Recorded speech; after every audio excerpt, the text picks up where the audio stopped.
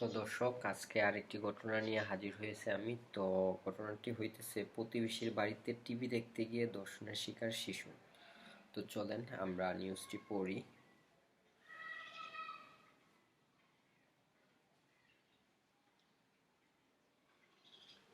ঘটনাটি ঘটেছে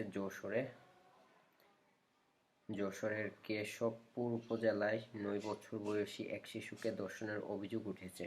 এ ঘটনায় জয়ন্ত বিশ্বাস, ১৮ বছর বয়স, নামের এক তরুণকে গ্রেফতার করেছে পুলিশ।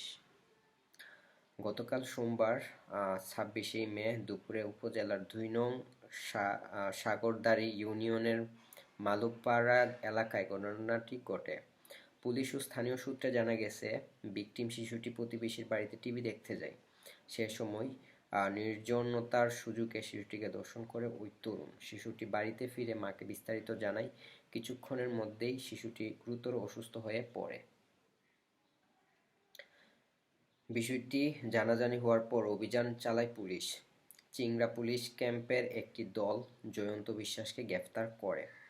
চিংড়া পুলিশ ক্যাম্পের ইনচার্জ এসআই শামীম হোসেন বলেন, ঘটনাটি অত্যন্ত দুঃখজনক ও নির্মম।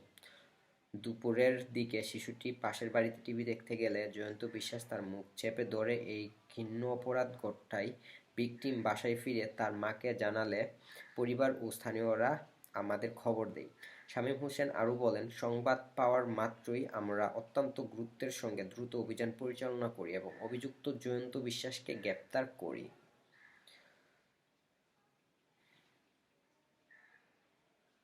তো দর্শক, কি আর বলবো, এই হইতাছে অবস্থা।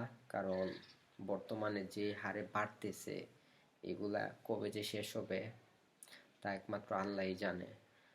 তো পুরো বাংলাদেশে এখন মনে করেন ধর্ষণ, বলাৎকার এগুলাই চলতেছে, মানে ট্রেন্ডিং হয়ে গেছে বিষয়গুলা। ওরা মনে হয় উৎসব পালন করতেছে, এত পরিমাণে গ্রেফতার হইতেছে, কমতাছে না। মানে প্রত্যেক দিন একটা না একটা নিউজ থাকেই। তো এগুলা যদি খুব শীঘ্রই বন্ধ না হয়, বাংলাদেশের অবস্থা যে কি হইব আল্লাহই জানে একমাত্র। তো ভালো থাকবেন সবাই, আর সবাই দোয়া করবেন যাতে খুব দ্রুত বাংলাদেশের এই সমস্ত অপকর্মগুলো বন্ধ হয়ে যায়। কারণ শুধু বাংলাদেশ না, বাংলাদেশ কিন্তু পুরো বিশ্বর মুখে একটা কলঙ্কিত রাষ্ট্র হয়ে যাইতেছে এর কারণে। তো যদি ভিডিওটি ভালো লাগে চ্যানেলটি সাবস্ক্রাইব করবেন, পরবর্তী ভিডিও দেখার জন্য অপেক্ষা করবেন। ধন্যবাদ।